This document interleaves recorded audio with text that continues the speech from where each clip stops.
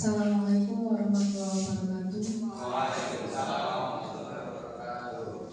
Yang terhormat Bapak Kepala Sekolah SD Negeri 2 Sadangkulon, yang saya hormati Bapak Adi Purwono selaku tamu undangan, dan yang saya hormati guru beserta karyawan SD Negeri 2 Sadangkulon. Pertama-tama marilah kita panjatkan puji syukur kehadirat Tuhan Yang Maha Esa, yang mana telah melimpahkan rahmat serta hidayahnya sehingga kita semua bisa berkumpul dalam acara aksi nyata modul 1.4 diseminasi budaya positif. Tidak lupa salawat serta salam kita tujukan kepada junjungan kita Nabi Agung Muhammad SAW yang kita nantikan syafaatnya di yaumul qiyamah. Allahumma amin. Izinkan saya sebagai pembawa acara membacakan susunan acara pada hari ini. Yang pertama ada pembukaan, yang kedua sambutan Bapak Kepala Sekolah, yang ketiga pemaparan budaya positif, yang keempat tanya jawab, yang kelima lain-lain, dan yang terakhir penutup. Mari kita buka acara pada siang hari ini dengan bacaan basmalah bersama. Meningkat acara yang kedua adalah sambutan dari Bapak Kepala Sekolah SD Negeri 2 Sadangkulon. Kepadanya kami persilakan. Bismillah. Assalamualaikum.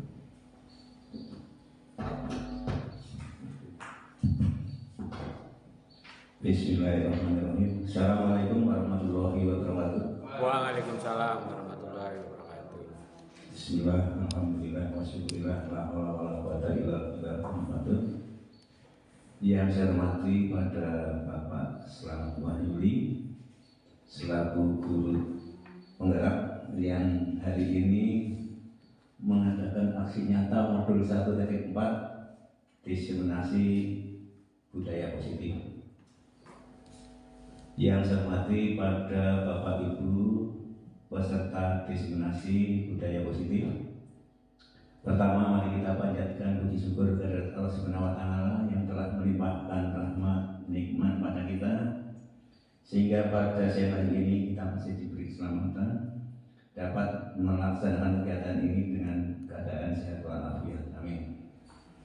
Salawat dan salam semoga tercurahkan pada junjungan kita Nabi Muhammad Sallallahu Alaihi Wasallam dan kita nantikan syafaatnya di yaumul qiyamah. Amin.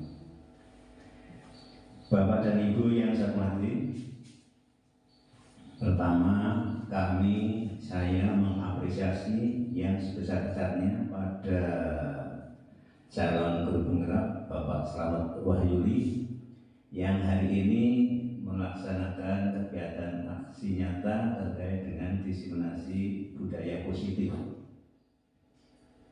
Harapan saya pada kegiatan ini yang pertama nanti peserta Bapak Ibu akan memperoleh ilmu terkait dengan budaya-budaya positif ya, yang selanjutnya nanti bisa berimbas pada peserta didik kita ya. Setelah Bapak Ibu melaksanakan kegiatan ini, ilmunya terkait dengan budaya positif, Bapak Ibu bisa mengimbaskan pada peserta didiknya ya, sehingga endingnya dapat mengimplementasikan, menerapkan budaya positif ini di sekolah, sehingga dengan penerapan budaya positif di sekolah ini berdampak pada kemajuan di sekolah. Itu harapan saya pada Bapak Ibu. Dengan kegiatan itu di endingnya akan membawa kemajuan di sekolah. Sementara itu, dan pada Bapak dan Ibu peserta diseminasi budaya positif, selamat untuk mengikuti dengan sebaik-baiknya kegiatan ini. Itu yang dapat saya sampaikan. Kurang lebihnya mohon maaf. Wassalamualaikum warahmatullahi wabarakatuh. Waalaikumsalam warahmatullahi wabarakatuh. Terima kasih kepada Bapak Pansal yang telah menyampaikan sambutannya. Acara yang ketiga adalah pemaparan budaya positif yang akan disampaikan oleh Bapak Slamet Wahyu. Padanya kami persilakan.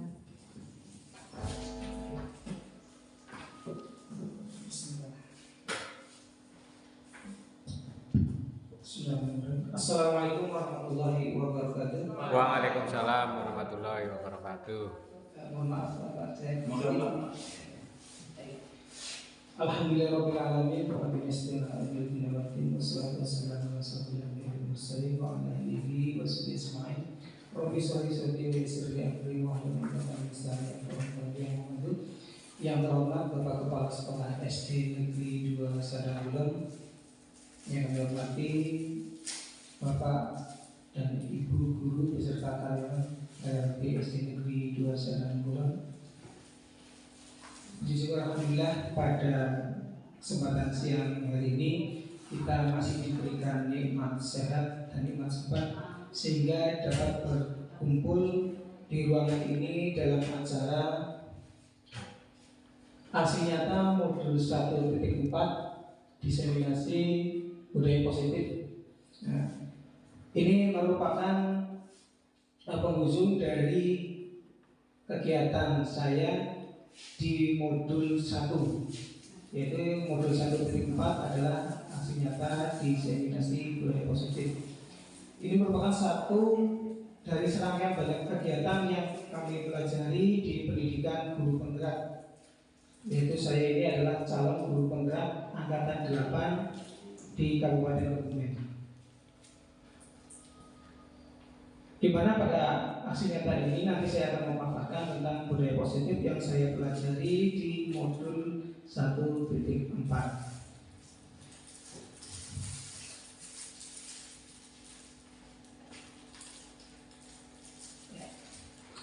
Nah, sebelumnya saya akan memberikan sebuah explain dulu ya. Coba sekarang umpamanya kita memiliki dua tangan.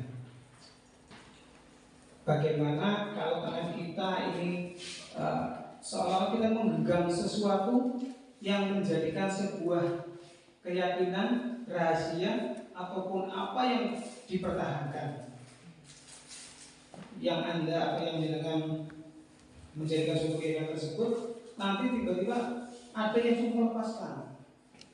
Nah, nanti apa yang dilakukan? Coba bisa dilakukan. Tangan Bapak Ibu semuanya mengepal, menggenggam dengan erat, kuat. Nah, diyakini bahwa sesuatu yang ada di genggaman kita adalah yang kita yakini ini tidak berubah. Coba kalau saya meminta, coba buka kepalanya, apakah bisa membuka atau tidak? Kamu, nah, silakan dibuka kepalanya. Bagaimana? Ya, sudah. Ada yang membuka kepalanya tidak? Coba Pak Adi. Nah ini Pak Adi. Nah ini. Nah. Mengapa kalau mengepal terus tadi Pak? Mengapa tangannya tadi mengepal terus? Karena sudah menjadi keyakinan saya, siapapun tidak boleh mempengaruhi saya. Iya, bagus sekali. Mungkin ada tadi sini Pak. Pak Edi. Karena sesuatu yang saya temui ini saya rasa sangat benar ya. Jadi tidak mungkin akan saya lepas. Terima kasih. Ini ada dua satu penyampaian dari Pak Adi dan Pak Edi, dan saya lihat tadi juga semuanya tidak membuka tangannya dalam masalah. Nah ini merupakan sesuatu bahwa sesuatu itu adalah muncul yang sesuatu yang kita yakini, yang kita percaya di sini sebagai rahasia adalah tidak dibuka atas perintah orang lain seperti itu. Nah, karena sesuatu yang nah ini nanti juga merupakan salah satu dari budaya positif, bahwa yang nantinya sesuatu yang muncul dari intrinsik atau diri kita itu akan kita laksanakan dengan sepenuh hati. Nah, itu sebagai awal dari penyampaian ini. Sebetulnya saya ini tidak kita hanya sharing saja. Sebetulnya Bapak Ibu guru semuanya ini adalah sudah malah lebih pintar mungkin dari saya. Saya hanya merupakan dari calon guru penggerak, jadi belum jadi guru penggerak. Nah, ini adalah kegiatan dari pendidikan di guru penggerak. Yang pertama ini tentang filosofi Ki Hajar Dewantara, bahwa guru ini diibaratkan sebagai seorang petani yang memiliki peranan penting untuk menjadikan tanamannya tumbuh subur. Jadi guru seperti kita ini adalah laksana seorang petani yang ingin, bahwa namanya petani itu menginginkan tanamannya tumbuh dengan subur. Kita akan memastikan bahwa tanah yang tempat tumbuhnya tanaman adalah tanah yang cocok untuk ditanami. Nah, ini adalah Ki Hajar Dewantara juga menyatakan. Kita ambil contoh perbandingannya dengan hidup tumbuh-tumbuhan seorang petani. Dalam hakikatnya sama kewajibannya dengan seorang pendidik yang menanam padi misalnya, hanya dapat menuntun tumbuhnya padi. Ia dapat memperbaiki kondisi tanah, memelihara tanaman padi, memberi pupuk dan air, membasmi ulat-ulat atau jamur yang mengganggu hidup tanaman padi dan lain sebagainya. Nah, ini jadi bahwa kita itu adalah laksana petani, di mana kewajiban kita adalah menuntun siswa supaya berkembang dengan kodrat alam dan kodrat zaman. Nah, ini. Jadi padi yang kita tanam atau yang anak-anak atau murid-murid yang belajar di sini pada nantinya akan menjadi hasil yang baik tentunya. Dan tentunya ini ada beberapa yang harus dilakukan. Nah, selain tadi tempat ini yang baik, kemudian kita sebagai pasangan petani itu ada memperbaiki kondisi tanah, memelihara tanaman, dan memberi pupuk dan air dan sebagainya. Nah, ini adalah salah satu menjadi kewajiban kita sebagai seorang guru. Jadi guru itu tidak menuntut kepada murid, tetapi dia adalah menuntun apa yang sudah menjadi kodrat daripada anak tersebut. Dari uraian tadi kita dapat menyimpulkan bahwa sekolah ini diibaratkan sebagai tempat bercocok tanam, sehingga seorang guru ini perlu mengusahakan agar sekolah menjadi lingkungan yang menyenangkan, aman, nyaman untuk tumbuh, serta dapat menjaga dan melindungi setiap murid-murid dari hal-hal yang kurang bermanfaat atau bahkan mengganggu perkembangan potensi murid. Jadi dalam kegiatan sehari-hari di sekolah ini kita harus menuntun murid ini dan memastikan bahwa sekolah ini adalah tempat yang menyenangkan bagi murid. Karena dengan kondisi yang menyenangkan ini nanti akan memotivasi terhadap murid itu sendiri dan dipastikan keadaannya aman. Aman ini ya bisa dari segi lingkungan untuk tempat bermainnya, terus nanti dalam keadaan kondisi kelas, nanti jangan sampai ada kegiatan-kegiatan yang bisa menimbulkan kurang aman bagi si anak. Nyaman untuk tumbuh serta dapat menjaga, melindungi dari hal yang kurang bermanfaat. Nah, ini. Dengan demikian salah satu tanggung jawab guru adalah bagaimana menciptakan suatu lingkungan positif yang terdiri dari warga sekolah yang saling mendukung, saling belajar, saling bekerja sama sehingga tercipta kebiasaan-kebiasaan baik. Nah, Dan kebiasaan-kebiasaan baik akan tumbuh menjadi karakter yang baik bagi warga sekolah, dan pada akhirnya karakter-karakter kebiasaan baik akan membentuk sebuah budaya positif. Nah ini, jadi dibutuhkan kolaborasi, kerjasama semua warga sekolah, baik dari guru kelas 1, kelas 2 sampai dengan kelas 6 dan juga dengan karyawan-karyawannya semuanya. Jadi tidak mungkin akan tercipta sebuah kondisi sekolah yang aman nyaman untuk tumbuh kembang anak apabila di situ tidak tercipta sebuah kolaborasi yang baik pada semua warga sekolah. Jadi tidak ada, oh ini yang pintar guru kelas 1, yang pintar guru kelas 2, enggak ini yang paling pintar guru kelas 6 sebagai penghujung, itu enggak. Kita semua sama pintar semua. Jadi karena dengan suatu kolaborasi yang apik dalam suatu warga sekolah ini nanti menjadikan hasil yang optimal seperti yang tadi disampaikan oleh Bapak Kepala Sekolah, akan lebih memajukan sekolah lebih untungnya. Jadi sangat didukung sekali kolaborasi dan kerjasama yang baik antar semua warga sekolah. Pemahaman konsep budaya positif. Yang saya pelajari di sini, yang pertama ada disiplin positif, ada teori motivasi hukuman atau dan penghargaan, ada keyakinan kelas, kebutuhan dasar manusia, ada segitiga restitusi, ada posisi kontrol. Ini yang pertama tentang disiplin positif. Ini adalah pendekatan mendidik anak untuk melakukan kontrol diri dan pembentukan kepercayaan diri.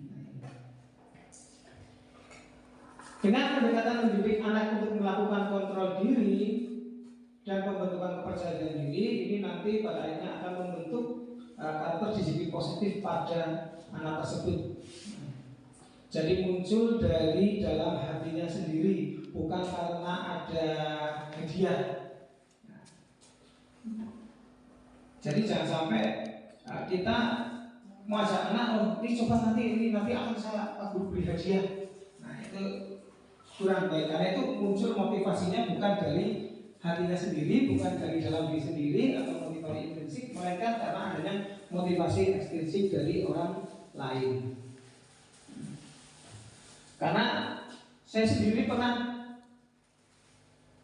melakukan suatu memerintah anak, coba mas tolong Pak Guru bawakan ini, ya Pak nanti belikan jajan ya, ya nanti belikan jajan. Nah, iya setelah dibelikan jajan dia mau membantu. Tapi setelah hari demi hari saya lakukan, coba mas tolong bawa ini, Pak nanti belikan jajan ya, kalau enggak yang mana. Itu kan suatu apa yang dia lakukan itu bukan dari dalam dirinya, tapi karena ada motivasi ekstrinsik, wah nanti biar nanti digratisi sama Pak Guru. Nah itu sesuatu yang kurang baik. Nah nantinya itu harus kita berikan lambat tahun, nanti kita berikan pemahaman kepada anak tersebut bahwa nanti yang kita lakukan adalah harus muncul dari dirinya sendiri. Ini nanti ada kelanjutannya ya. Jadi jangan sampai anak itu melakukan sesuatu kegiatan yang baik karena ada unsur-unsur dari luar seperti itu tadi, hadiah. Nah, karena nanti anak yang lainnya tidak diberi hadiah lah, nampak guru gak diberi kasih hadiah ya, nggak usah, bantu aja. Nah, nanti akan tercipta sesuatu yang nantinya anak itu menjadi cuek. Mas sampahnya dibuang tempat sampah. Nanti kalau tidak ada hadiahnya nggak mau. Kemudian yang berikutnya adalah teori motivasi hukuman itu tadi, yaitu mengembangkan motivasi intrinsik. Nah, anak melakukan budaya positif dan atau kesadaran sendiri, itu tadi sudah saya sampaikan juga ya, langsung itu di situ intinya nanti anak itu melakukan sesuatunya itu karena adanya kesadaran yang ada pada dirinya, jadi bukan karena motivasi ekstrinsik dari orang lain.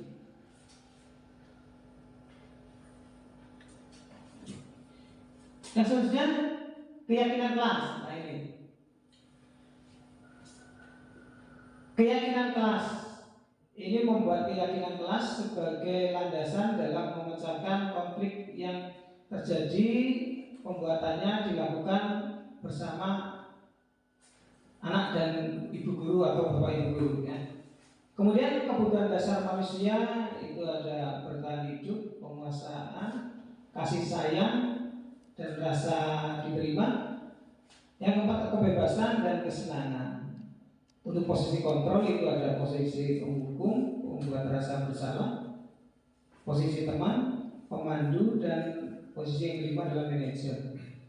Dan yang berikutnya tentang segregasi institusi, tahapannya itu ada menstabilkan identitas, validasi tindakan yang salah, dan menanyakan keyakinan.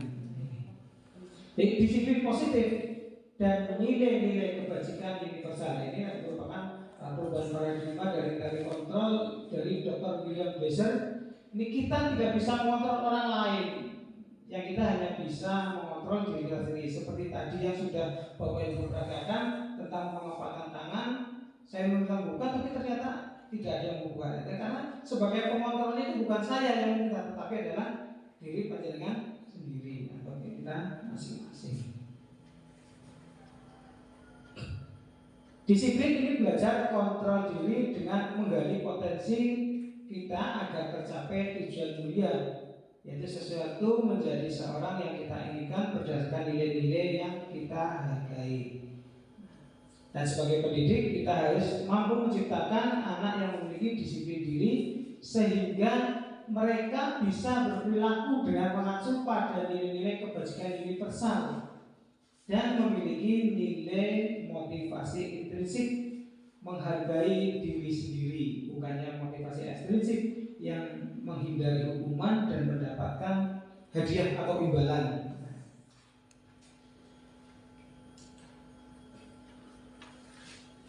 Nilai-nilai kebajikan universal. Nah, ini ya. Ini ada dasarnya ini dari profil pelajar Pancasila. Jadi nilai-nilai kebajikan universal ya, yang disepakati bersama ini lepas dari suku bangsa, agama, bahasa maupun latar belakangnya. Jadi nilai-nilai ini merupakan payung besar dari sikap dan perilaku kita yang merupakan fondasi kita berperilaku.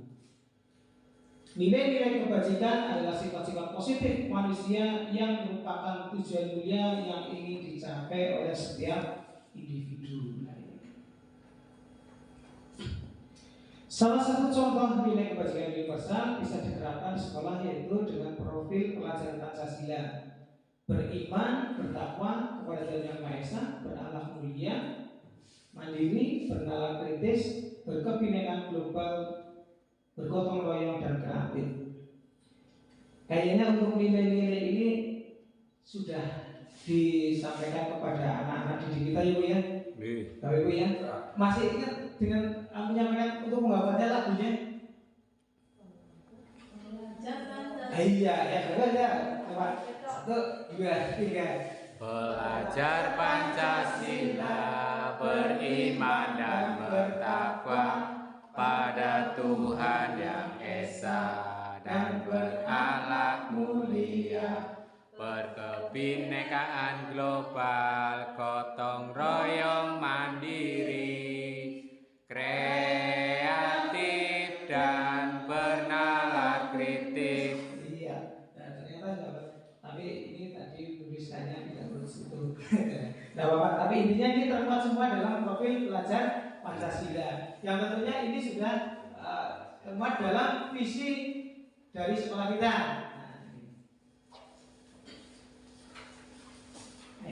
Tujuan mulia dari penerapan disiplin positif adalah agar terbentuk murid-murid yang berkarakter berdisiplin, santun, jujur, peduli, bertanggung jawab, dan merupakan pembelajar sepanjang hayat sesuai dengan standar kompetensi jurusan yang diharapkan ini. Ini adalah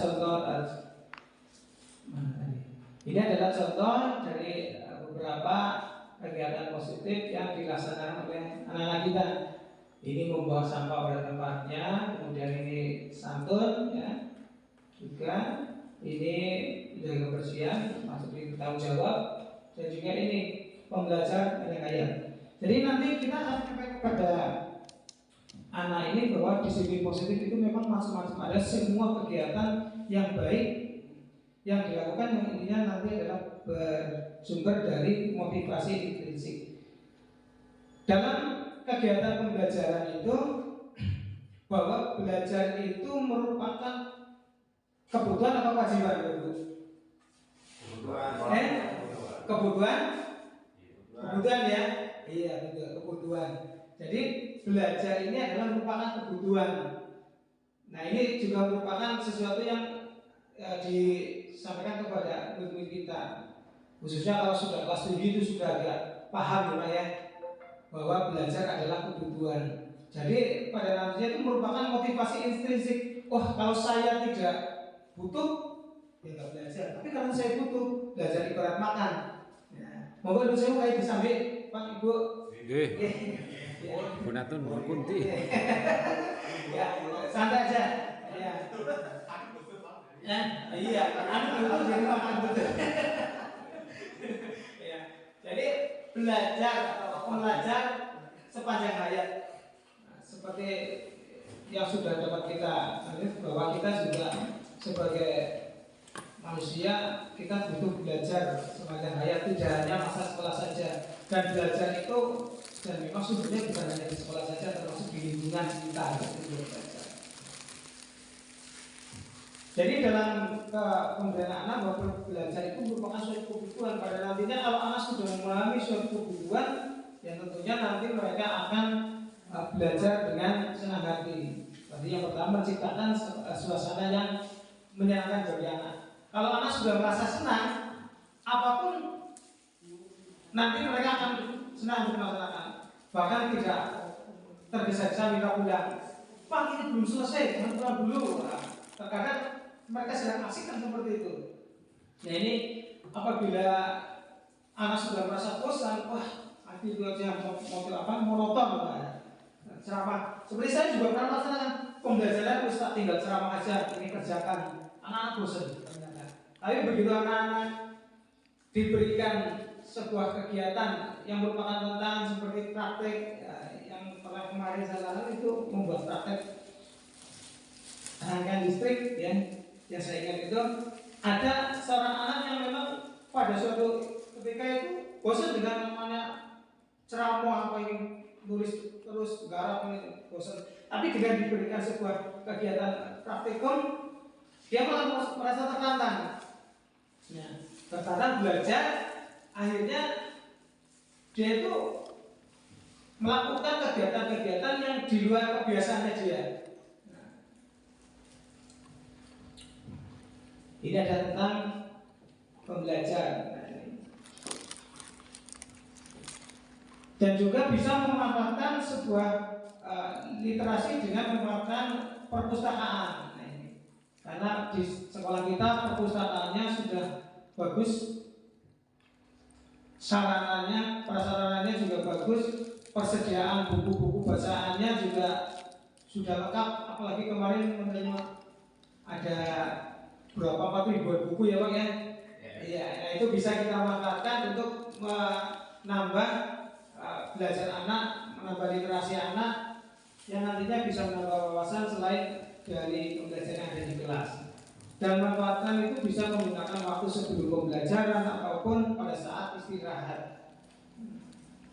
Yang penting anak nanti kalau umpamanya sambil jajan ya uangnya harus pada tempatnya. Teori motivasi, hukuman, dan penghargaan dan restitusi. Yang pertama teori motivasi. Setiap perilaku disiplin memiliki tujuan. Semua perilaku disiplin memiliki tujuan. Tujuan inilah yang akan memotivasi manusia untuk berubah. Jadi kalau kita tidak punya tujuan, kayaknya tidak mungkin akan berubah. Jadi dengan adanya tujuan nanti ini akan memotivasi sebuah manusia untuk berubah. Ini menurut dari Dr. William Glasser. Dan teori motivasi ada 3, yaitu untuk menghindari hukuman, mendapatkan imbalan, ini motivasi ekstrinsik, dan untuk menghargai diri sendiri atau motivasi intrinsik.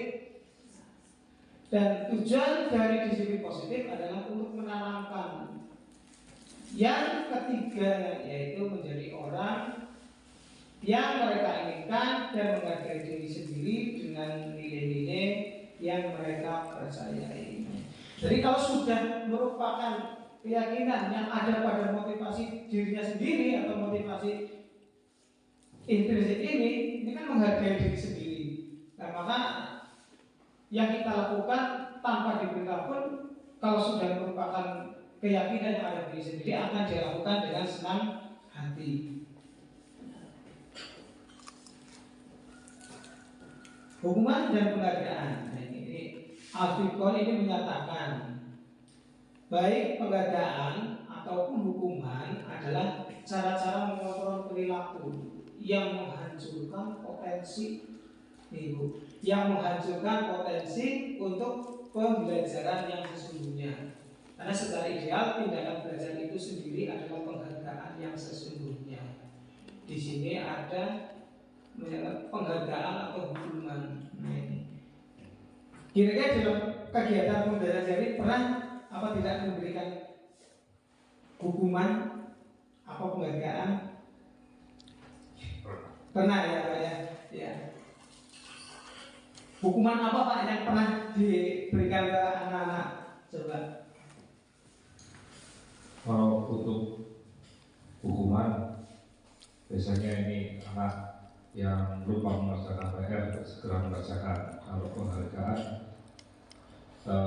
semacam pujian agar anak lebih semangat itu Pak.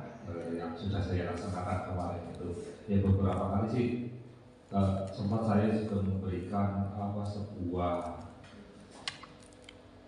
tanda bintang kepada anak yang punya karena dia bisa melakukan sesuatu dengan baik, itu Pak yang pernah saya lakukan. Ya. Terima kasih, ini luar biasa sekali ini oleh Pak Edi. Jadi pernah melakukan penghargaan atau hukuman karena tidak mengerjakan PR. Kemudian pernah juga melakukan penghargaan. Nah, penghargaan di sini yang dilakukan oleh Pak Edi tadi merupakan penghargaan yang memberikan pujian bagus, kemudian melakukan dan sebagainya. Nah, ini penghargaan ini yang berwujud bahkan tentunya bahasa itu ya. Ini adalah penghargaan tidak efektif. Ini jangka pendek. Dan penghargaan ini bisa merusak hubungan. Penghargaan ini bisa mengurangi ketepatan. Penghargaan menurunkan kualitas, dan penghargaan bisa mematikan kreativitas, dan penghargaan juga bisa menghukum.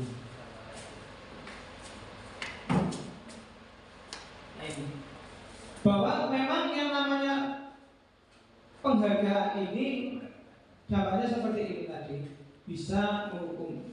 Contoh kemarin ada penghargaan yang mendapat peringkat 1, 2, dan 3 dapat hadiah buku. Nah, ya Pak Tori ya. Iya, nah ini ada Pak Tori memberikan hadiah buku untuk peringkat 1, 2, 3. Dan akhirnya saya mendapatkan WA, Pak, saya kok tidak dapat sih, saya peringkatnya berapa? Nah itu Pak Tori. Jadi pemberian hadiah itu yang akhirnya di sini termasuk ini bisa menghukum, bisa juga ini merusak hubungan. Jadi terkadang orang bisa, saya tuh nggak bisa jadinya nggak pintar, jadi nggak sering menerima hadiah.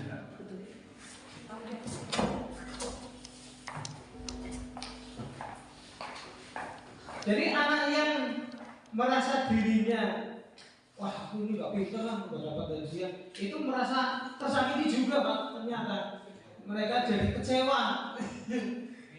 Iya, jadi minder, bukan ya? Jadi kurang percaya diri dengan teman gaul, jadi daripada tadinya tuh sering berjalan atau bermain bareng, tapi dianya dibedakan dengan mendapat buku dan yang tidak, akhirnya jadi merusak hubungan juga ternyata. Nah ini, iya. Jadi udah tidak efektif yang belajar itu. Dan pernah juga saya lihat waktu itu awal-awalnya Pak Guru Olahraga Pak Parjio ya juga pernah juga menyediakan yang waktu itu awal di sini Pak ya uang. Ya uang 2.000 dalam suatu kotak, di situ ada papan tertulis silakan ambil uang 2.000 yang bisa timbang bola takraw berapa kali gitu, ada bisa saya ingat maju itu ditaruh di depan pelang SD di situ depan. Setiap pagi saya berangkat karena saya berangkat memang agak siang sih ya. Saya lihat uangnya sudah habis. 1 hari sudah habis, 2 hari kedua saya lihat lagi habis. Yang ketiga di situ dikasih kosong, ternyata nggak ada yang timbang. Lama-lama uangnya habis. Dan pagi-pagi waktu masih ada uang banyak di situ, hari pertama sudah bola habis, yang habis pertama bolanya bukan uangnya. Bola habis pada putar timbang, wah bisa ambil uang. Ada lagi 1, 2 anak 3 ambil lagi, alhamdulillah sudah bisa ambil lagi. Tapi pada hari demi hari setelah di situ hanya tulisan tak, tidak ada uangnya, apalagi dia tidak ada tulisan juga bola di ruang itu. Ternyata bolanya masih utuh dan pagi harinya nggak ada yang menang bola. Nah itu salah satu motivasi ekstrinsik ternyata. Nah, jadi itu tidak efektif. Jadi anak akan melakukannya apabila ada imbalan, yaitu tadi karena ada uang yang karena bisa jadi lumayan. Nah, itu tidak efektif karena hanya berlangsung dalam beberapa hari.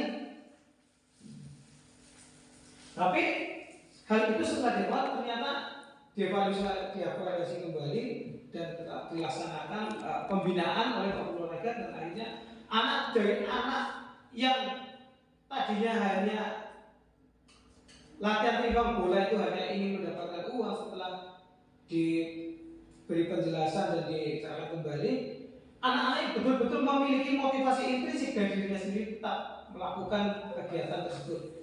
Dan kemarin dari beberapa anak yang berhasil ya Pak ya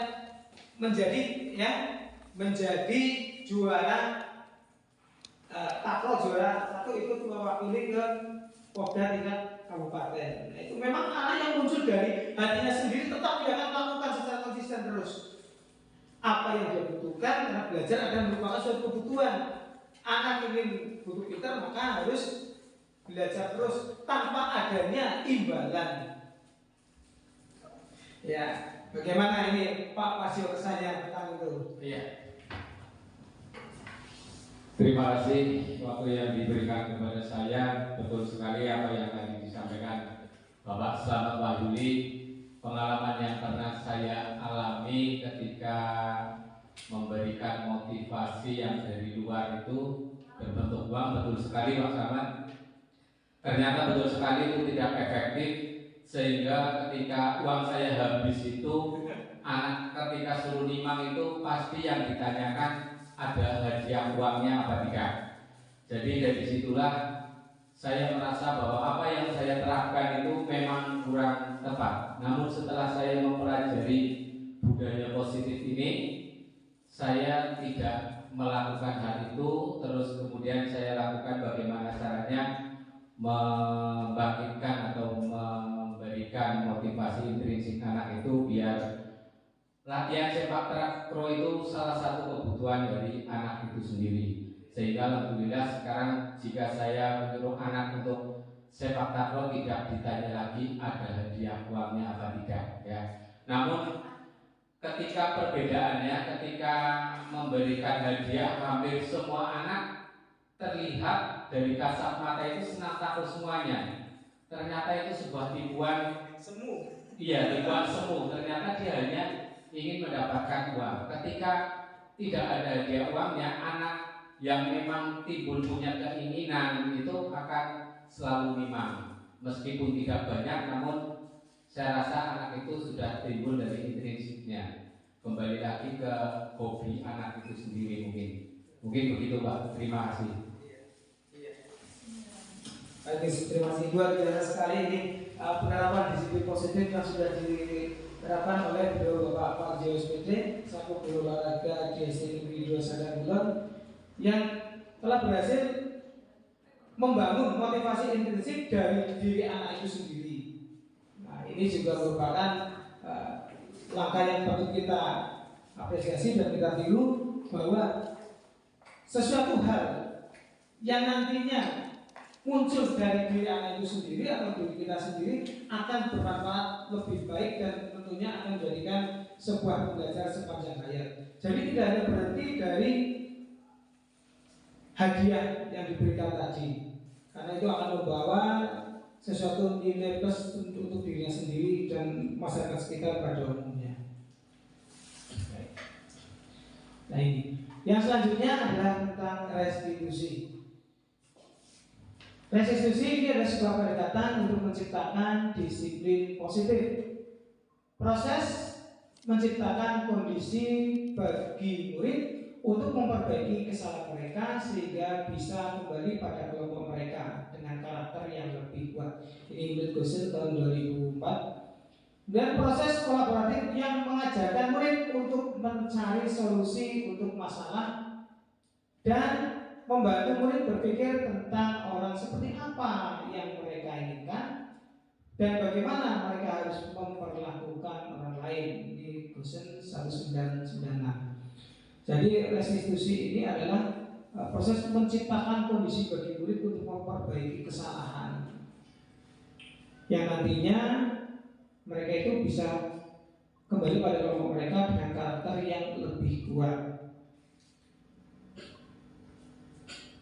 Ciri-ciri restitusi yang membedakan dengan program disiplin lainnya. Ini restitusi, ini bukan untuk menebus kesalahan, Bapak Ibu, namun untuk belajar dari kesalahan.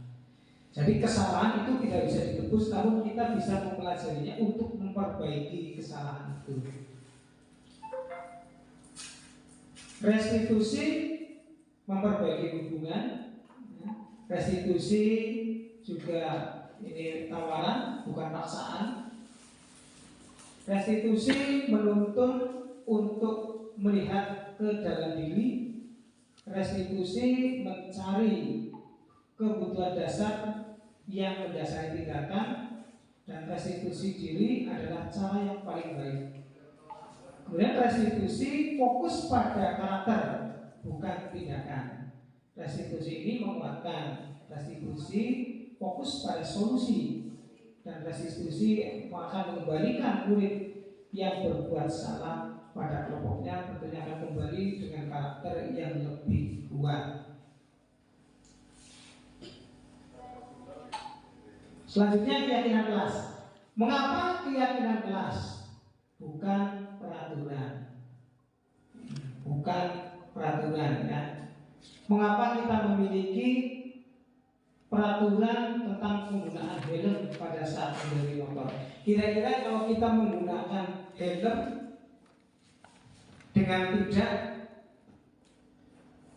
bagaimana yang kita rasakan apabila nanti sesuatu terjadi di jalan, mungkin tanpa kita sadari atau kita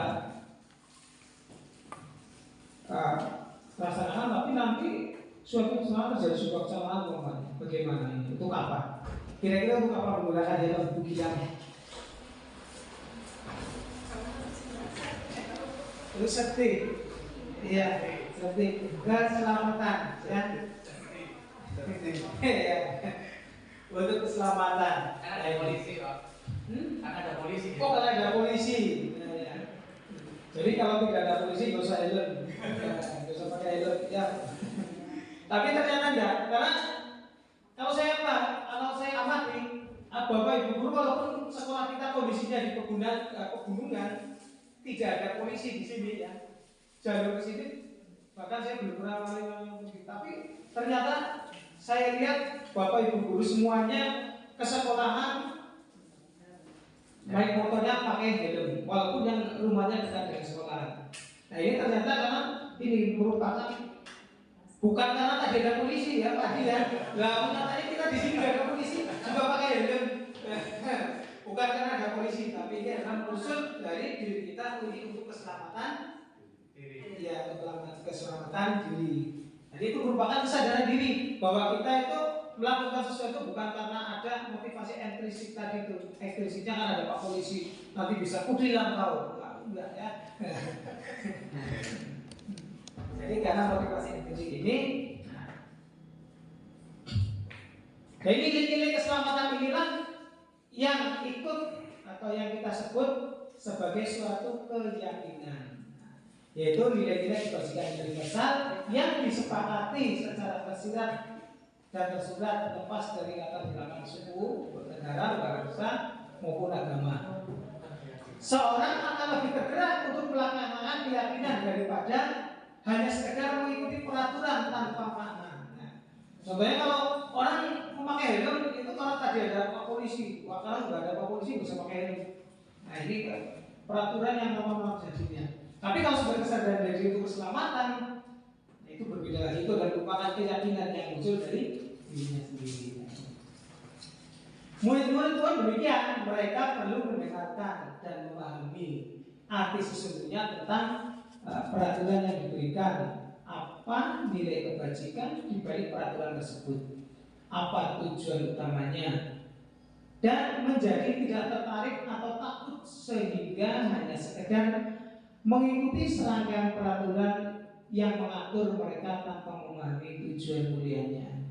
Jadi kalau peraturan itu sudah ada, sudah dibuat oleh sekolahan namanya ya. Peraturan sekolah SD Negeri 2 Sadar Kulon.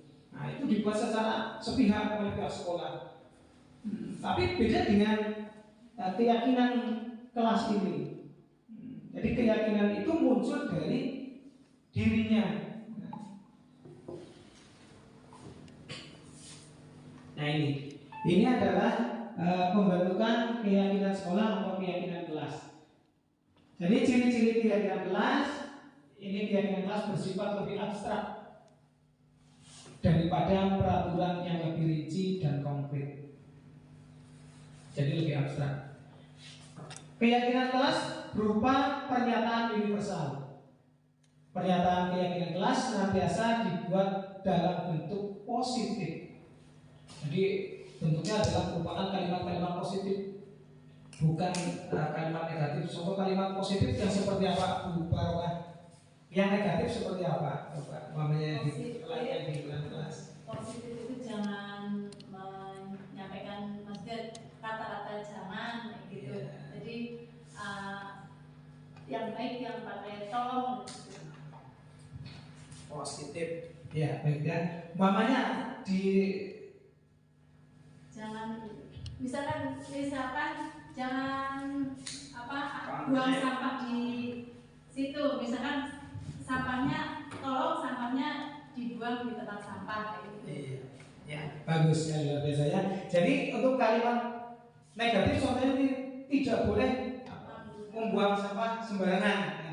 Tidak boleh. Itu kan suatu kalimat larangan. Ya. Orang boleh. Ya. Nah, tapi dengan bisa diperharus menggunakan kalimat positif, buanglah sampah di tempat. Iya, bagus gitu ya. Jadi kita gunakan kalimat-kalimat positif yang mengarahkan kepada tadi nilai-nilai universal, kebajikan universal itu. Jadi keyakinan kelas hendaknya juga tidak terlalu banyak sehingga mudah diingat dan dipahami oleh semua warga kelas. Keyakinan kelas ini sebaiknya sesuatu yang diterapkan di lingkungan tersebut.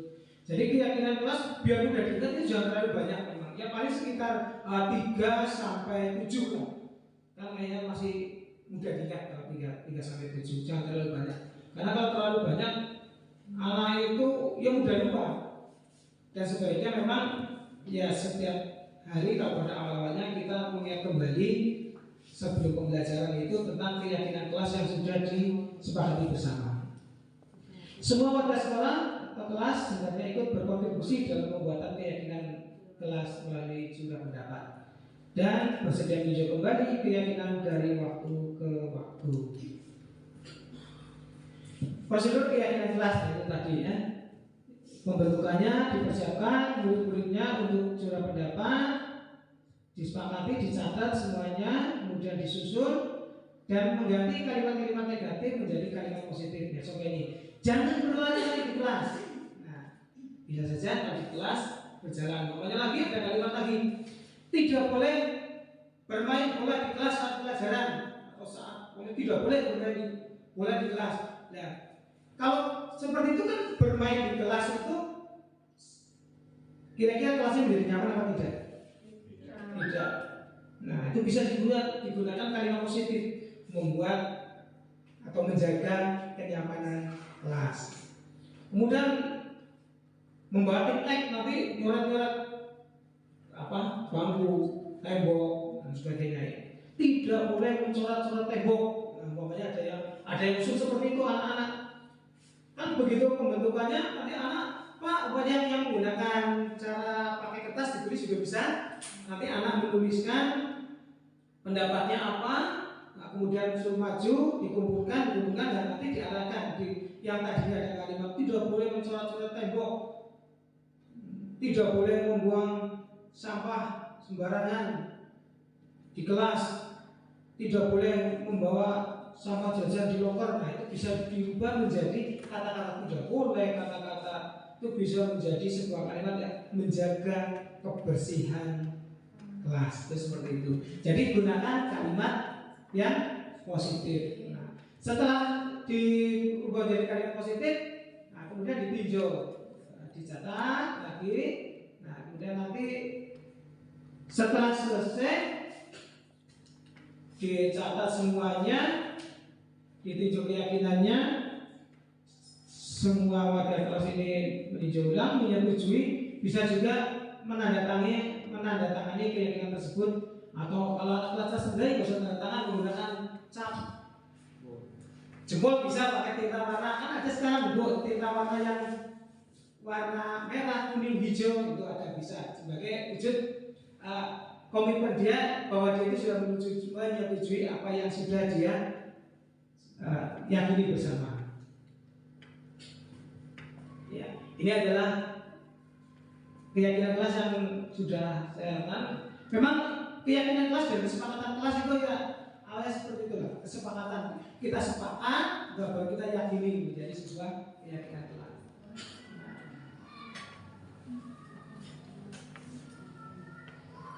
Ada juga yang menggunakan tunjuk jari bisa, tapi dicatat di papan tulis juga bisa.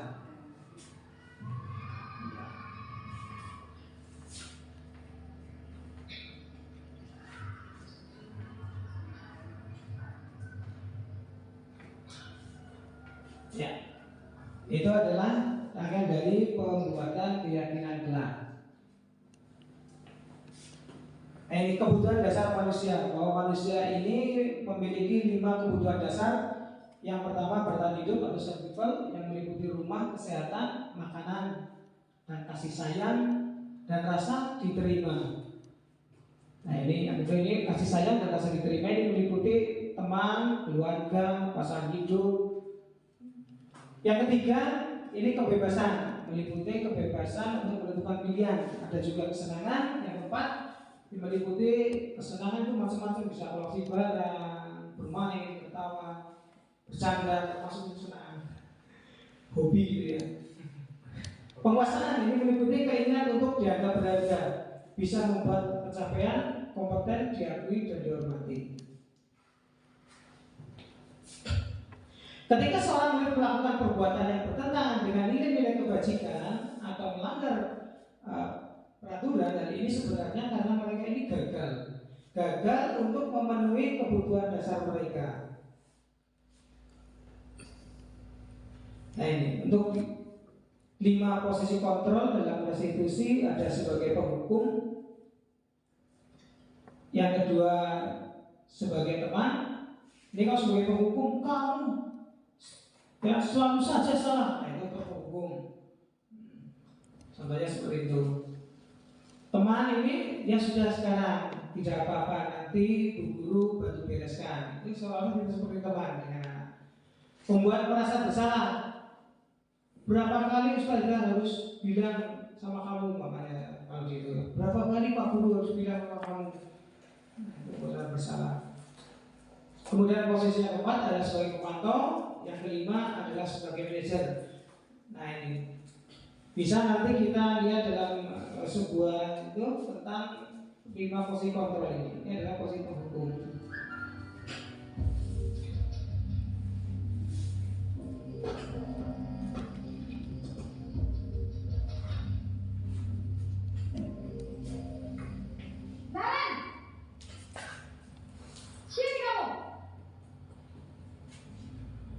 Selamat pagi, Bu.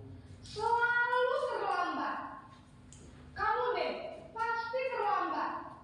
Maaf, Bu. Saya Apa? Apa coba? Alasan kamu apa lagi? Kapan sih kamu tidak terlambat? Malas sekali ya kamu jadi anak. saya Dasar pemalas. Gak kapok-kapok sih kamu. Sudah berapa kali terlambat? Sana, kamu keliling lapangan basket 2 kali. Kenapa saya harus keliling lapangan basket, Bu? Kenapa? Kamu melawan ibu. Berani-beraninya jawab.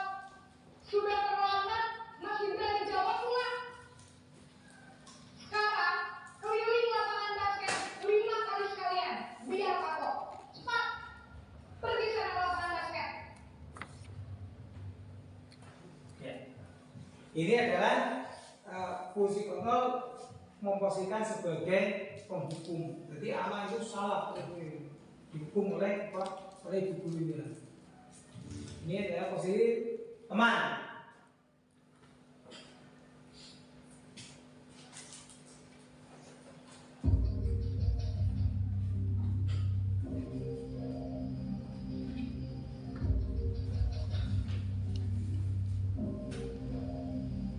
Jalan.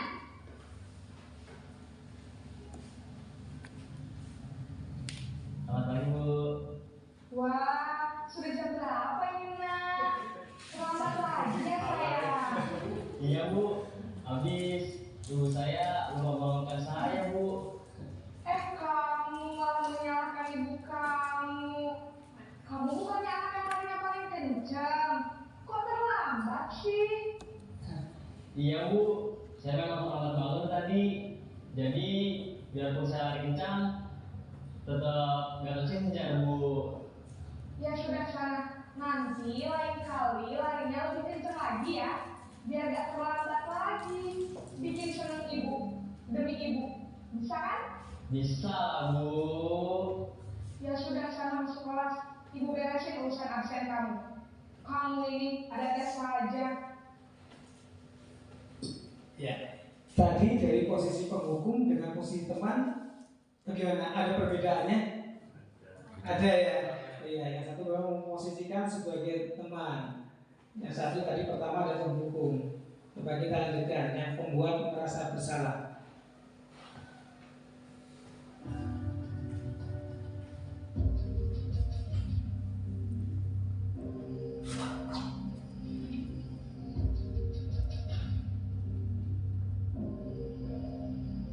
Dan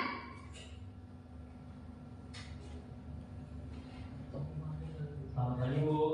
Naren. Naren, kamu kenapa terlambat lagi nak? Ya Tuhan Naren, kamu senang ya bikin ibu susah ya? Kalau kamu terlambat lagi, nanti ibu yang ditegur bapak kepala sekolah nak. Disangka ibu tidak bisa membina kamu. Duh, gimana ini? Maaf, Bu. Duh Gusti Naren, kamu suka ya kalau ibu tegur bapak kepala sekolah? Terus, sekarang ibu harus tulis apa yang di buku absen? Ini kamu sudah sering terlambat loh. Ibu harus apa coba? Maaf, Bu. Maaf sekali. Ya sudah, lain kali jangan bikin ibu susah lagi ya nak ya. Ibu tidak akan kuat lagi kalau kamu begini terus. Bisa jatuh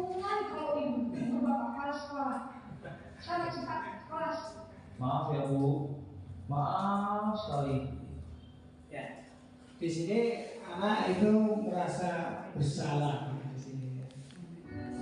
Posisi pemantau.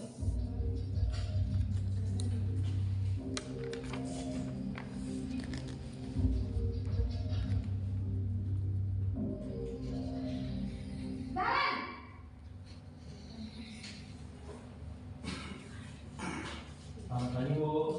Nah, Ren, apa peraturan sekolah kita tentang jam berapa kita harus masuk sekolah, nak?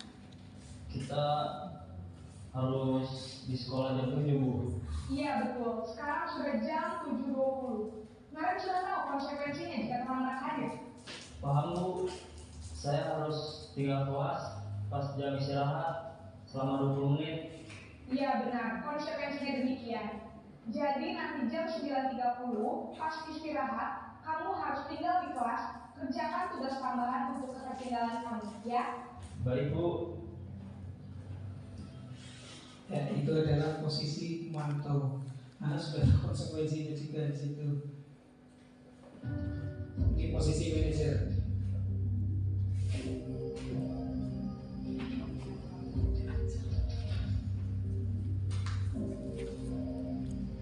Naren!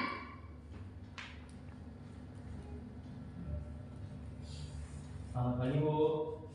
Selamat pagi, Naren. Maaf, Bu. Saya terlambat. Iya, sekolah masuknya jam 7, sekarang sudah jam 7.20. Jadi sekarang bagaimana ini, Naren? Maaf, Bu. Saya lupa saya alarm saya semalam. Baiklah, menurut kamu, keyakinan sekolah yang mana yang perlu kamu tingkatkan? Menghargai diri sendiri dan orang lain mungkin, ya, Bu.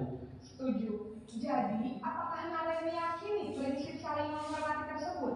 Iya, Bu. Saya meyakininya. Apakah Naren bersedia memperbaiki masalah keterlambatan ini? Bersedia, Bu. Bagaimana kamu akan perbaiki masalah keterlambatan ini? Saya akan coba untuk tidak lupa menyetel alarm saya, Bu. Baik, kalau Naren lupa menyetel alarm di rumah, ada orang yang kira-kira bisa bantu mengingatkan tidak? Ada, Bu. Kakak saya, Kak Emma. Ada lagi selain Kak Emma? Selain Kak Emma, ada ibu saya. Baik, jadi yang mengingatkan Naren adalah Kak Emma dan ibu kamu, ya? Kira-kira akan mulai alarm kapan, Naren? Setelah pulang sekolah, akan segera saya lakukan. Baik, jadi Naren akan setel alarm untuk bangun besok pagi dan akan diingatkan oleh kakak dan ibunda Naren, ya? Ada lagi yang mungkin perlu dilakukan, Naren? Agar tidak terlambat bangun lagi. Tidak ada, Bu. Baik, Naren. Terima kasih untuk kerjasama kamu. Sekarang kamu perlu kembali ke kelas untuk belajar. Baik, Bu. Terima kasih. Iya. Baik. Tadi sudah dilihat atau sudah dicermati dari 5 posisi kontrol, yaitu posisi kontrol sebagai yang pertama sebagai apa tadi? Penghukum, yang kedua teman, yang ketiga pemantau, yang keempat yang kelima manajer, ya. Yang kelima manajer. Dari 5 contoh tadi, mana yang lebih baik dan menemukan solusi untuk anak tersebut? Posisi yang manajer, ya, bagus, ya. Jadi memang kita harusnya di posisi manajer, tapi kebanyakan atau pada awalnya saya sendiri yang pertama adalah posisi sebagai penghukum. Pembayar penghukum. Kenapa kamu tidak pakai sepatu?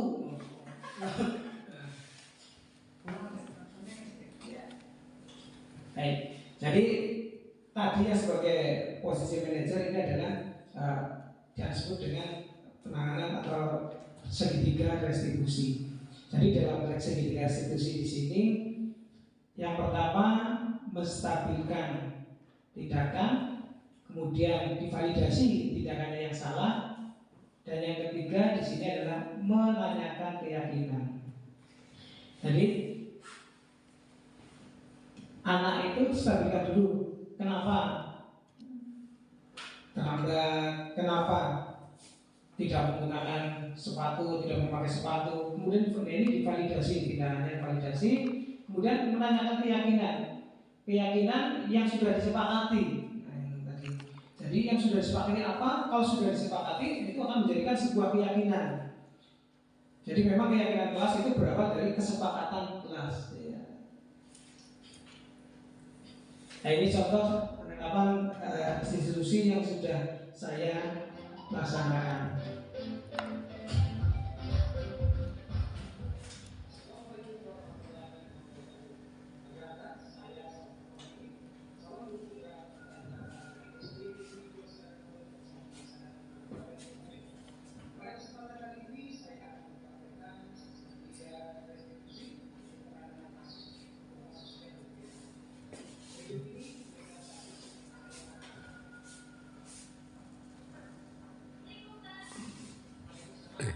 Kurang seru, kurang seru.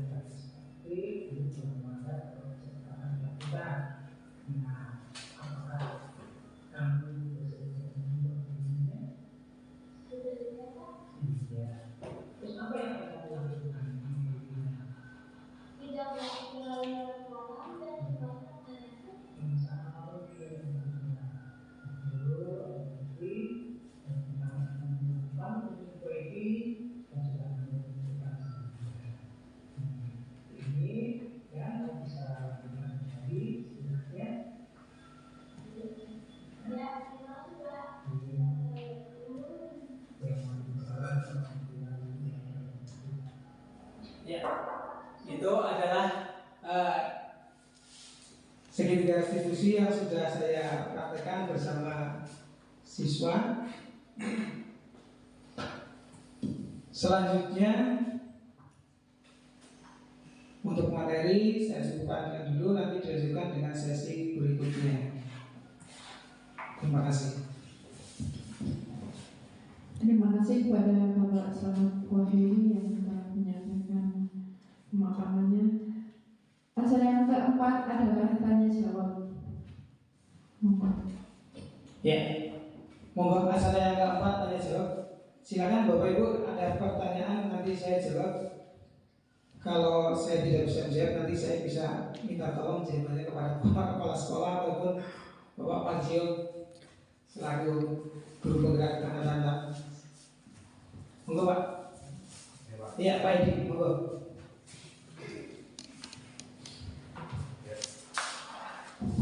Ya, terima kasih atas kesempatan yang diberikan kepada saya untuk bertanya. Tadi saya masih terngiang tentang hukuman dan penghargaan ini bisa merusak kreativitas. Kalau mungkin hukuman jelas, tapi kalau penghargaan ini juga bisa demikian. Ini kenapa ini Pak? Mungkin mohon untuk dijelaskan. Itu saja, terima kasih. Ya. Baik, luar biasa pertanyaannya. Bahwa hukuman bisa merusak dan penghargaan bisa juga ya. Ya. Dalam suatu kegiatan, umpamanya di sini tadi merusak kreativitas, penghargaan. Penghargaan di sini nanti contoh tadi disampaikan oleh Pak Pajot, termasuk ini hadiah maksudnya di sini hadiah.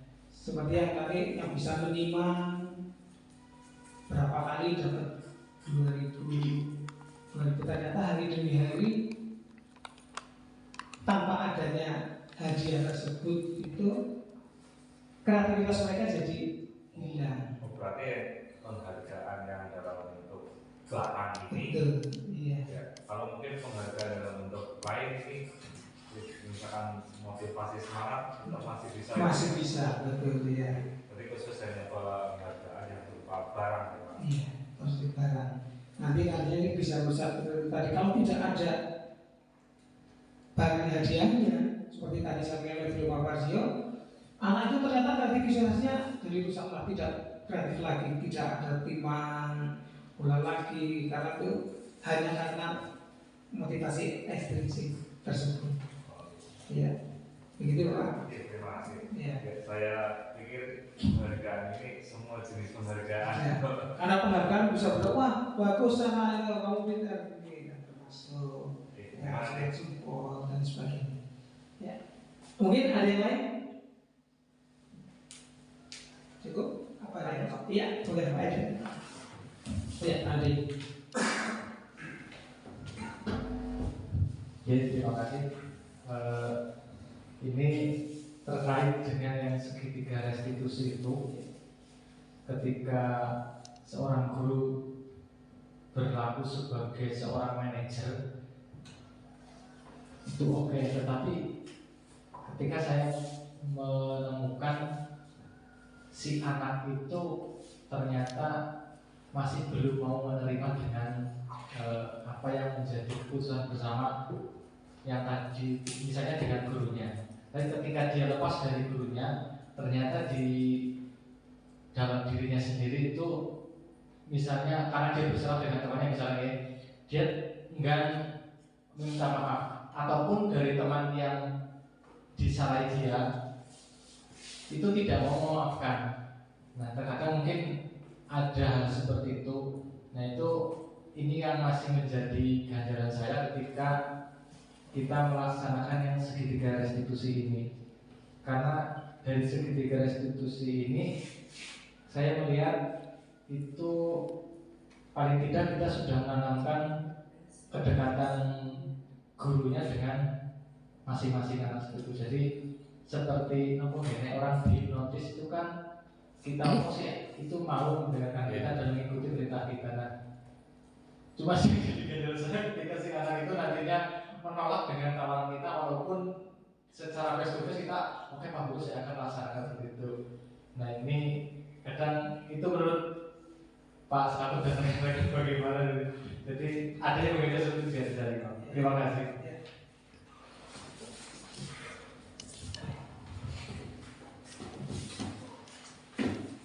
Ya, baik. Terus dari pertanyaan Pak Adi, ini hal ini juga pernah saya alami juga Pak, terutama pada saat anak itu berkelahi, biasanya hanya hal-hal sepele mungkin nantinya menjadi perkelahian dan kita damaikan. Tapi dalam sekali itu anak itu masih ada rasa dongkol di hati, dongkol itu mau aku ngapain, seperti itu. Pada awalnya seperti itu memang kita sudah panggil, sudah kita adakan kegiatan seperti tadi segitiga restitusi. Pada awalnya memang anak hanya iyanya iya di depan kita, tapi nanti di belakang masih ada rasa dongkol atau apa gitu yang masih sakit hati seperti itu. Dan itu memang sudah teralami juga. Tapi hari berikutnya kita panggil lagi dan seperti apa, dan nanti itu hanya satu kali, ya, tidak hanya tidak mungkin kita akan melakukan sebuah restitusi dalam kasus yang berbeda tingkatannya akan sekali jadi begitu Pak. Ya, terima kasih. Ya. Baik, ada lagi? Menambah Pak. Oh iya, terima kasih Pak Fazil. Silakan. Ya.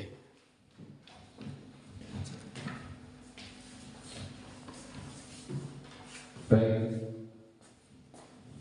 permisi, biar terlihat dari kamera.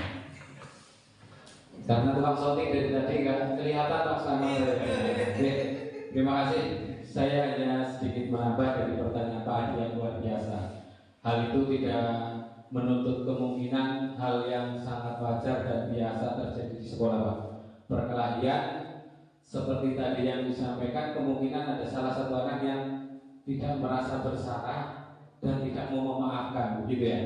Nah, itulah kenapa pentingnya kita membuat sebuah kesepakatan kelas atau keyakinan kelas. Di situ langkah awal kunci kita dalam menyelesaikan permasalahan semacam itu.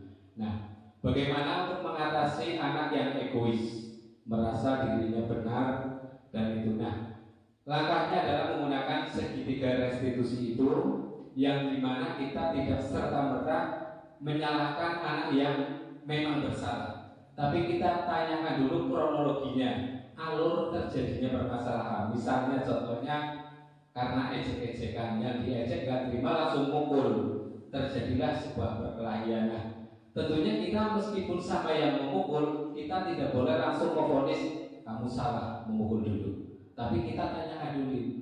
Itu hal yang sangat wajar. Nah, ketika saya pun kalau diejek dengan kata-kata semacam itu, saya pun akan marah. Nah, sehingga tertanam pada anak itu, oh ternyata ketika diejek memang marah, saya memang betul marah, ya kan? Jadi kita harus tahu bahwa anak itu ketika diejek tidak wajar, tentunya marah. Tapi kita sebagai guru harus meyakinkan juga pada anak, meskipun sakit hati, nah, kamu tidak boleh langsung memukul. Kamu kan tahu kesepakatan apa yang sudah kita buat.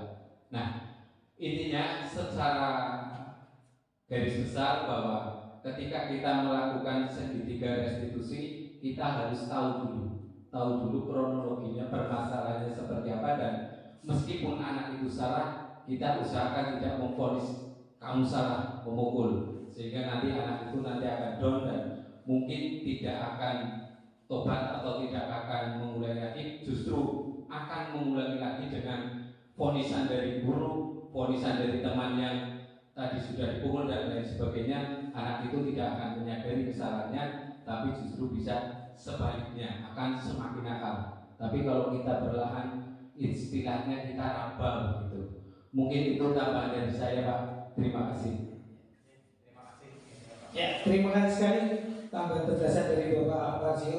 Nah ini ya, jadi memang intinya di sini setelah memvalidasi setelah menstabilkan identitas, kemudian itu yang memvalidasi tindakan yang salah. Jadi validasi itu perlu. Jadi kronologinya kemudian baru kita dikaitkan dengan keyakinan kelas yang sudah disepakati bersama. Terima kasih. Saya lanjutkan. Boleh, silakan. Terima kasih.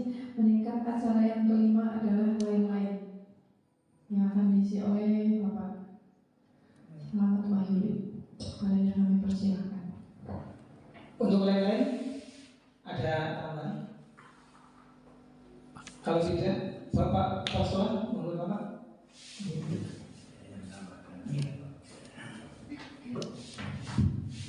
Terima kasih.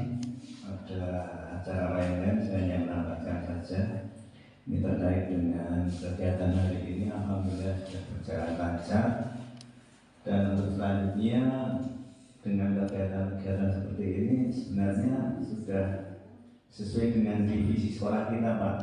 Artinya ketika Bapak Ibu menerapkan budaya-budaya seperti ini akan menunjang sekali dengan visi sekolah. Karena visi sekolah kita antara lain di bagian terakhir itu berwawasan lingkungan. Ya. Ketika kita sudah bisa menciptakan lingkungan yang ramah, lingkungan yang bersih, lingkungan yang nyaman, lingkungan yang sehat, insya Allah akan tercapai di situ.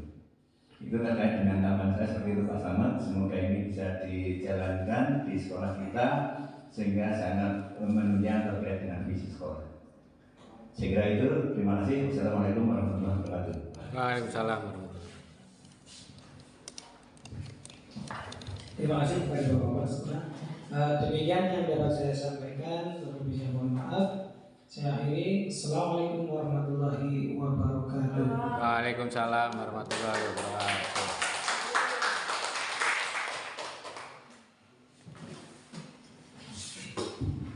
Terima kasih. Mari kita tutup acara pada siang hari ini dengan bacaan hamdalah bersama. Alhamdulillahirabbil alamin.